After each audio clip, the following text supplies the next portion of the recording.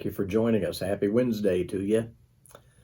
We're still dealing with the scribes and the Pharisees, and there's a crowd around, and Jesus has started addressing the Pharisees themselves in the presence of that crowd. Let's remember that this is the last week before he's going to be crucified. He came for the purpose of being crucified, and this was all part of the plan of God.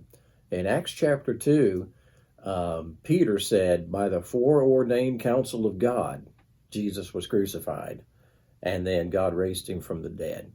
And so this is all coming to a head, and Jesus is really letting them have it.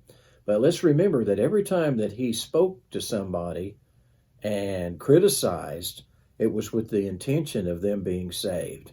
And let's remember that some of these Pharisees that he's addressing in this particular passage actually did get saved later. But a very strong word here. He says, woe to you, blind guides.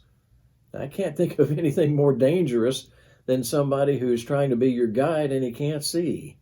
He called the Pharisees blind guides, and then he talked about how that they had all this rigmarole on how you could get out of an oath that you make to somebody. He said if you swear by the temple, you don't have to keep your oath, but if you swear by the gold that's on the temple, you have to. And if you swear by the altar, you don't have to keep your oath. But if you swear by the gift that's on the altar, you have to keep your oath. Where did that all come from? Well, they were afraid of swearing falsely in God's name because God said don't do that. Leviticus 19:12, he said, don't swear falsely by my name. And so they said, well, we could go ahead and swear falsely if we just don't use God's name. So we'll swear by the temple, and we'll swear by the altar, and we'll swear by heaven, but as long as we don't swear by God's name, we don't have to keep our oath. In other words, they were justifying lying. They were justifying defrauding people. And Jesus said way back in the Sermon on the Mount, let your yes be yes, and let your no be no. And then he said, anything more than that comes from evil. In other words, you need to be the type of person that if you say, this is so, it's so.